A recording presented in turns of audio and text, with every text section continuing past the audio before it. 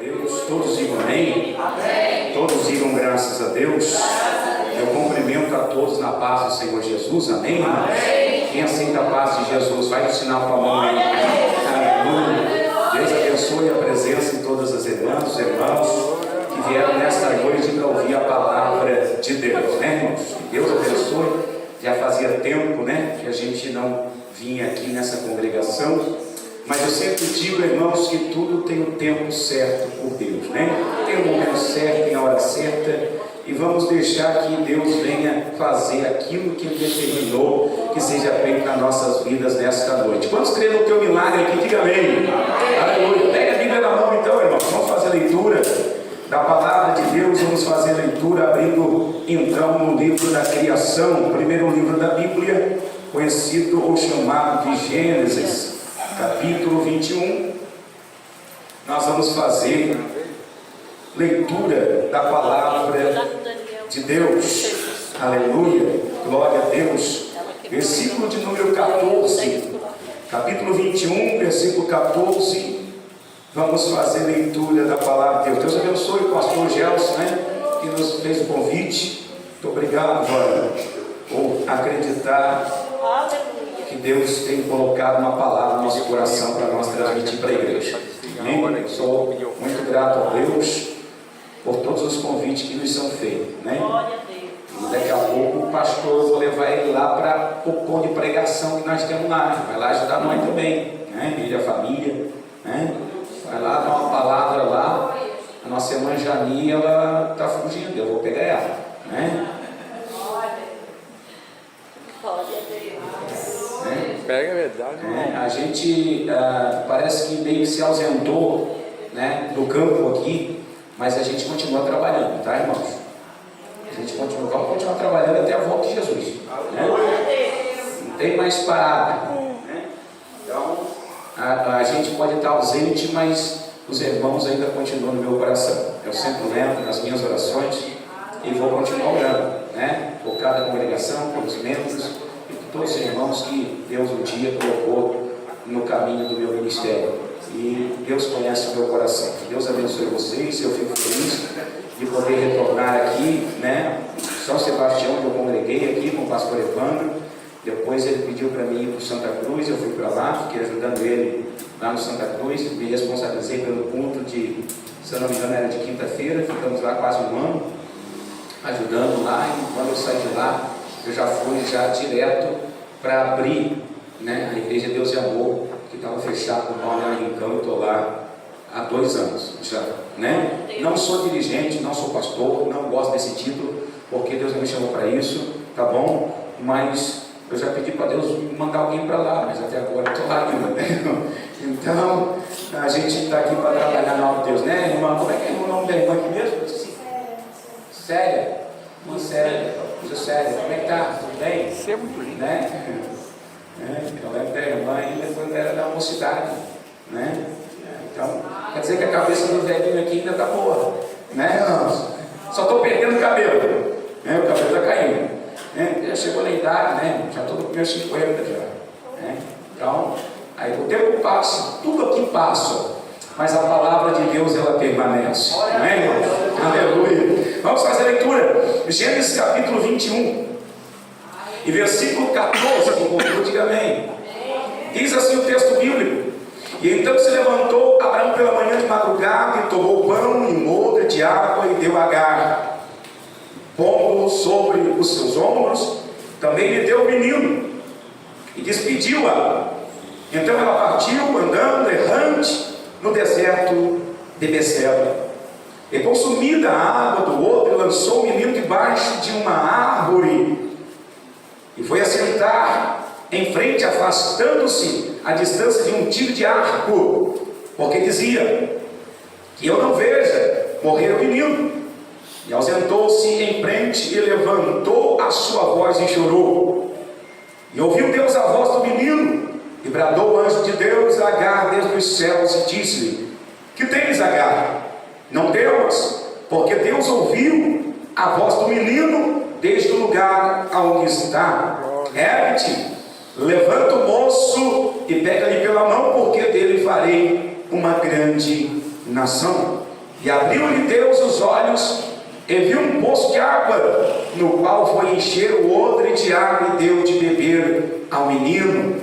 E era Deus com o moço, que cresceu e habitou no deserto, e tornando-se flecheiro, e habitou o deserto de Parã, e a sua mãe tomou-lhe uma mulher das terras do Egito. E a igreja diga amém. Amém. Um minuto de oração. Glorioso Deus e eterno Pai, nós te louvamos e te glorificamos. Obrigado, Senhor, pela tua infinita misericórdia, e que a tua palavra, ó Deus, venha falar em nossos corações. Continua se revelando, se manifestando. Deixa o teu Espírito Santo ter liberdade, ó Deus, para operar o milagre, a bênção e a vitória na vida de cada um, pela tua palavra, para a glória de Jesus Cristo. Amém? Toma os seus assentos, fique à vontade.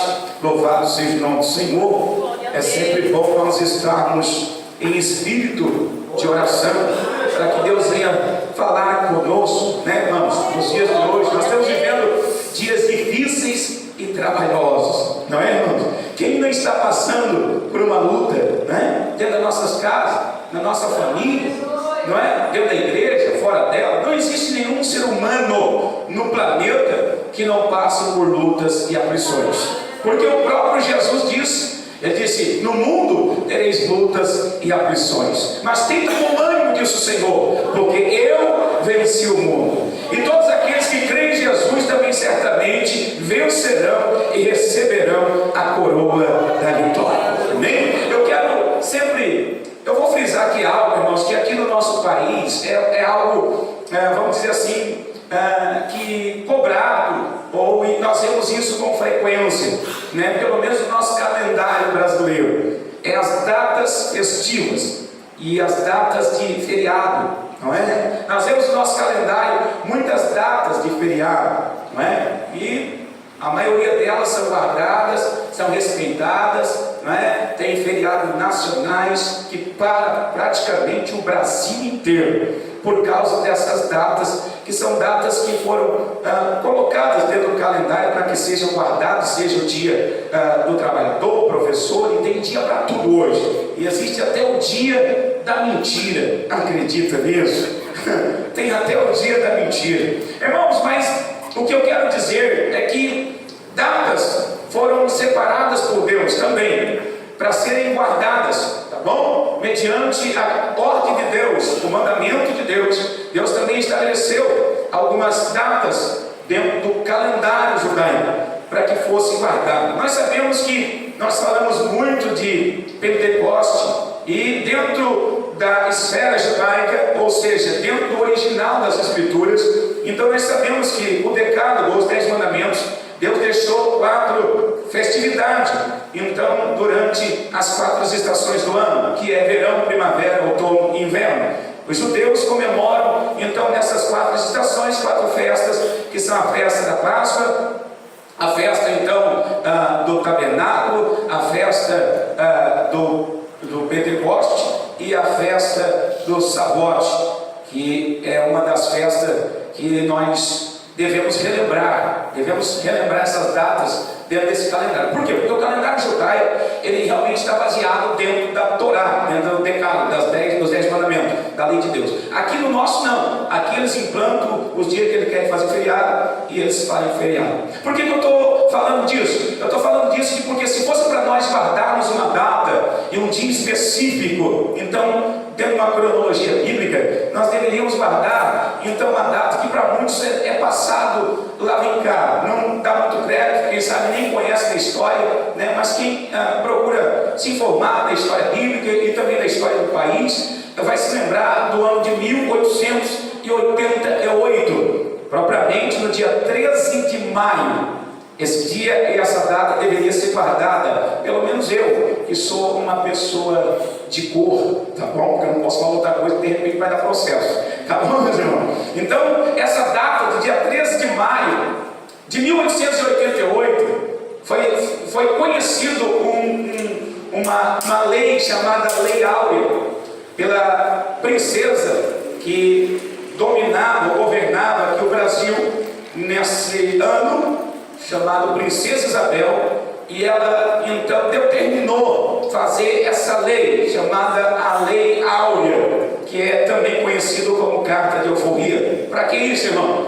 Para a libertação de todos os escravos que eram trazidos da África e desciam aqui no Porto do Brasil e eram trazidas todo esse período de escravidão. Então foi trazido da África para cá aproximadamente 5 milhões de africanos de cor, assim como eu e muitos. E então eles trabalhavam como escravos aqui no Brasil. Essa data de 13 de maio de 1888, então a nossa princesa brasileira ou do Brasil, ela determinou que todo escravo deveria ser liberto, ou homem de cor, ou mulher. E a partir dessa data, então, não pôde mais ninguém escravizar mais ninguém.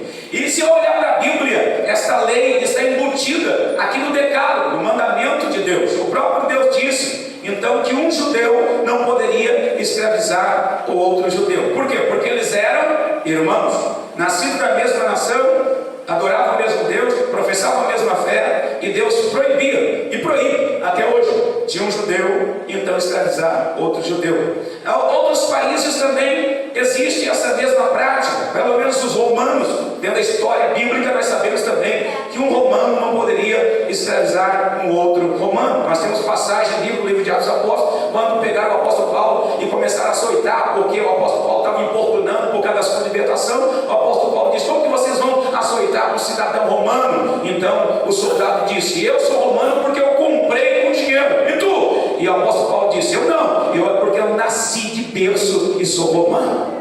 Então o romano também não poderia escravizar outro romano. Dentro de tudo isso, um dos países mais poderosos da época, ou seja, eu estou falando desse texto que foi escrito há aproximadamente há 4.000 anos atrás, o texto que nós temos lendo.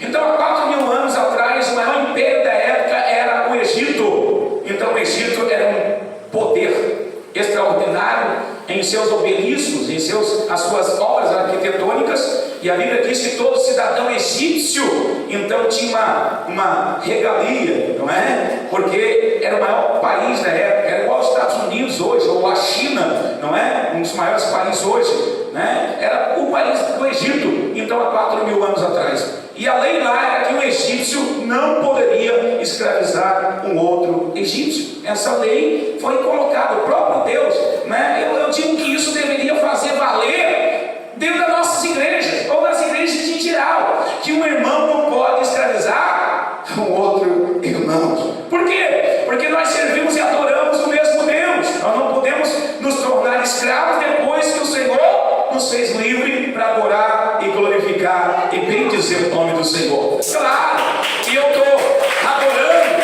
e bendizendo a Deus, e eu estou engrandecendo o Senhor, porque se essa rainha não tivesse sido tocada por Deus, não tivesse dado essa lei áurea, eu acho que eu era escravo e filho de escravo, e muitos de cor aqui, não é? Graças a Deus que Deus, né, quebrou essa lei para nós, e Deus fez nós sermos livres pelo sangue do Cordeiro de Deus, não foi só através da lei áurea. Por que eu estou citando isso? Porque o texto que nós lemos, nós estamos falando de uma mulher na Bíblia, que ela é conhecida na Bíblia e citada. Duas coisas citam desta mulher e mais nada. Essa mulher chamada Agar. Essa mulher chamada Agar, a Bíblia cita que ela era egípcia, de nacionalidade egípcia. E a Bíblia também diz que ela era escrava. Irmãos, para quem estuda história sabe que há 4.000 anos atrás escravizar uma escrava egípcia era impossível. Não era permissível, era o maior país da época, a maior potência da época. Não se escravizava um egípcio, era o país mais poderoso que tinha no mundo inteiro. Então ninguém escravizava um egípcio. Mas a Bíblia diz que Agar era de nacionalidade egípcia e também era escrava. Deixa eu contar um pouquinho dessa história para os irmãos. Dentro da cronologia bíblica, a palavra de Deus diz que quando Deus chamou Abraão, no livro de Gênesis capítulo 12, Deus disse: Abraão, sai da tua terra, sai da tua parentela, sai da cidade de Uz, onde você está, e vai à direção que eu vou te mostrar. E eu, Abraão, vou te abençoar, vou te multiplicar como as estrelas do céu e como a areia do mar, e todas as famílias da terra em ti serão uma bênção a Abraão. E a Bíblia diz que Abraão sai então da sua cidade, pega o seu irmão Arão, pega o seu pai Tera, pega o seu sobrinho Ló, pega a sua meia-irmã, esposa, que era Sarai, e todo o gado, fazenda, e a Bíblia diz que ele sai de Uz e vai numa direção em que o Senhor ia conduzi-lo, mas ele não sabia para onde. De um lugar onde ele tinha nacionalidade, onde ele tinha família, onde ele tinha um status, onde ele tinha uma posição e um cargo elevado. Então Deus tirou tudo de Abraão e disse: vai e torna-se peregrino nesta terra, porque eu quero te abençoar, e a tua família vão se multiplicar, e o meu nome será glorificado em ti, Abraão, por toda a eternidade. A Bíblia diz que Abraão sai, obedece e sai com a sua família. E a Bíblia diz que Abraão começa a peregrinar, mas Deus está com Abraão. Por quê? Porque Abraão está obedecendo o chamado de Deus. Irmãos, eu aprendi dentro da leitura bíblica que uma coisa nós não devemos rejeitar, tá bom? Você pode rejeitar propostas, oportunidade de emprego, você pode rejeitar cargo na igreja, você pode rejeitar casa, dinheiro, você pode rejeitar a pobreza, você pode rejeitar a enfermidade, você pode rejeitar o que você quiser. A única coisa que nós não podemos rejeitar é o chamado de Deus na nossa vida. Isso nós não podemos rejeitar. A Bíblia diz que Abraão estava atendendo o chamado de Deus, e Deus era com Abraão. Aonde Abraão passava, Deus estava com ele. Abraão foi isento de passar por luta? Não, Deus não o isentou dele passar por fome que caiu sobre a terra. E a Bíblia diz que Abraão, peregrinando, veio uma grande fome sobre a terra, e a Bíblia diz que Abraão vai para o Egito. Não era para Abraão ir para o Egito, mas a necessidade levou Abraão a descer para o Egito. E chega no Egito, ele está com medo então de que Faraó então agora tire a sua vida para ficar com a sua esposa Sarai, porque a Bíblia diz que ela era uma mulher muito formosa, e ele pede para sua irmã dizer que era só a irmã e não era a mulher. Ele não estava mentindo, mas ele estava tentando ocultar a total verdade que existia ali. E a Bíblia diz que por causa disso, Faraó pega a esposa de Abraão e leva para o seu harém, e ela está sendo preparada para se apresentar diante de Faraó. Nesse tempo a Bíblia diz que o Senhor Deus, olhando para Abraão e cuidando da sua casa e família, a Bíblia diz que Deus manifesta-se num sonho para Faraó, dizendo: não toca nessa mulher, porque se tu tocar nela, todo o teu reino será destruído, porque essa mulher tem marido, e o marido dela é um profeta meu e um homem de Deus. A Bíblia diz que a partir desse momento o Faraó se acorda, fica apavorado e vai entregar a esposa a quem de direito. E quando o Faraó chega lá e diz: por que tu omitiste isso a mim? Por que tu me escondeste? Fiz eu algo mal contra ti? E Abraão diz: é porque eu tive medo de tu me matasse por causa da beleza da minha esposa. Então Faraó pega e diz: então toma a tua esposa, vou te dar um valor e um véu para te colocar sobre o seu rosto, para que então as pessoas não vejam a sua beleza, e eu vou te dar fazenda, gado, e vou te dar servos e serva, porque tu és um profeta de Deus. Vai para onde tu quiser, habita onde tu quiser, mas ora o teu Deus para que essa praga que está sobre o meu reinado não venha nos destruir, porque naquela época a Bíblia diz que Deus tinha ferido as mulheres, e as mulheres não, então agora estavam inférteis, ou seja, não davam luz a filhos, e agora a enfermidade tomou aos homens. Então Abraão orou, e toda aquela cidade ou aquele país foi abençoado, e Abraão saiu mais prosperado do que já era do Egito. A Bíblia diz que continua a peregrinação de Abraão, e nessas peregrinações a Bíblia diz então que os viajantes do deserto, os que comercializavam não só camelos, animais, comercializavam alimento, mas eles também comercializavam escravos. E isso, eles comercializavam e vendiam escravo no deserto. Então quem passasse nas suas galerias de escravos, então podia ter a opção de comprar os seus escravos para os seus trabalhos de escravidão. A Bíblia diz que Abraão passa por essa cena, e lá nesses desertos, então Sarai então pede para que Abraão compre uma escrava. Impressionante, eu acabei de citar que o Egito não poderia escravizar uma pessoa egípcia, era o maior país da época. Irmão, quando que isso se fazia valer? Quando poderia escravizar uma pessoa egípcia? Quando essa pessoa tinha uma dívida, quando a família tinha uma dívida, então o credor vinha e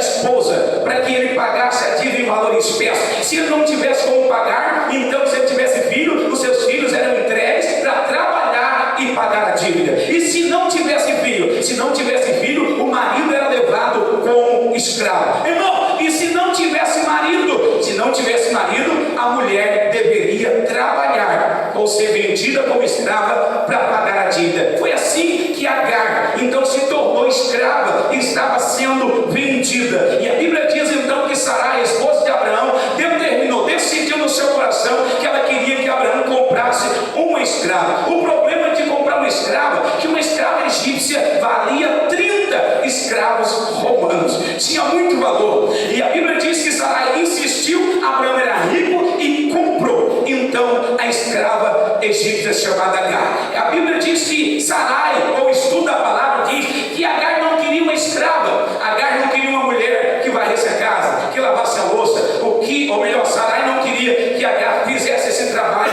de escrava. O que Sarai queria de Agar? Ela queria conhecimento, porque o maior conhecimento vinha do Egito. E a Bíblia diz que agora Sarai puxa Agar para dentro da sua casa. Dentro de toda a história bíblica, não existe nenhum escravo que poderia morar dentro da casa do seu senhor. Tinha que morar fora de casa. A Bíblia diz que Sarai pega Agar e traz para dentro de casa. Elas se tornam amigas, e isso o tempo passa, porque Sarai queria conhecimento, e Agar está passando conhecimento do Egito, então para Sarai, ela está maravilhada, e depois de uma amizade dentro de casa, elas se tornam em amiga íntima. A partir que a intimidade começa a ser então avançada, elas começam a contar coisas que só amigo íntimo ou amiga íntima conta uma para outra. A Bíblia diz que chegou um dia que Sarai chama Agar e diz: eu tenho um segredo para te contar. E a serva diz: pois não, minha senhora. E Sarai diz: eu não posso dar à luz a filhos ao meu esposo.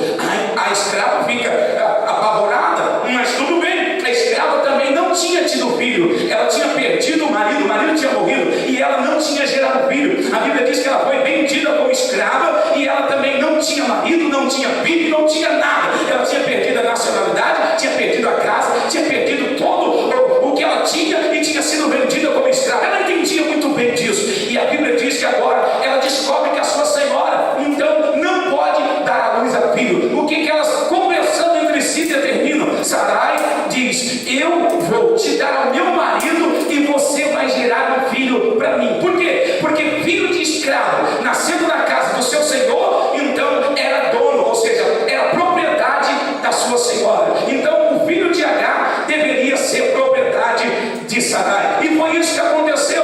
Mas uma coisa elas não sabiam, que Deus, irmãos, estava no meio deles. Por quê? Porque o nosso Deus é onisciente, onipresente e onipotente. O nosso Deus está em todo lugar, Ele vê todas as coisas, e Ele tem todo o poder dos céus e da terra para operar, ouvir e ver tudo o que você e eu estamos fazendo aqui na terra. A Bíblia diz que Deus estava entre elas, e Agar é dada para Abraão. Abraão dorme ou entra a Agar, e ela dá um filho a Abraão, e esse filho é chamado de Ismael. Essa palavra Ismael no hebraico quer dizer o Deus que ouve, o Deus que ouve. O menino nasce, e agora com 4 anos ele desmama, é tirado da sua mãe. Agora Sarai está dizendo para a empregada ou para a escrava: eu não preciso mais de ti, eu não quero que tu tenha vínculo com meu filho, porque o teu filho é escravo e eu sou dono desse filho. E a Bíblia diz que agora então Agar é tirada de dentro de casa e é colocada no quartinho do fundo, e agora Sarai está dizendo: o filho é meu e é eu que vou criar. E a Bíblia diz que Deus estava vendo tudo aquilo. Abraão começa a ficar preocupado, e agora Deus vem a Abraão e diz: Abraão, não te preocupa não, porque eu tenho uma grande obra na vida deste menino. Fica tranquilo, não é somente desse menino não, é da tua costela. Eu vou gerar um filho, e esse filho vai ser o filho da promessa, onde eu vou cumprir a minha palavra na tua vida. O tempo passa, e a Bíblia diz que agora Isaac nasce, irmão. A Bíblia diz que Isaac nasce, Sarai fica grávida. E quando Isaac nasce, Ismael já está com 13 anos de idade. E quando Isaac começa a crescer, Ismael começa um conflito com seu irmão menor. problema, porque eu sou o último filho da minha mãe. Mas quem não é o último filho da mãe, pode ter certeza, quando o último filho nascer, ou filha, você vai perder o trono. O mais novo sempre é mais abraçado. Sim, a mãe ama todos igual, mas os irmãos não entendem assim. Os irmãos dizem, a mãe está cuidando mais dele, está cuidando mais dela. E a Bíblia diz que esse conflito existiu entre Ismael e Isaac. E quando a Sarai, a mãe de Isaac, viu que agora Ismael estava provocando o seu verdadeiro filho, que é Isaac, então ela chama Abraão e diz, eu quero que tu mande esse menino embora, e mande a mãe junto. Eu não quero mais eles aqui, não preciso mais deles.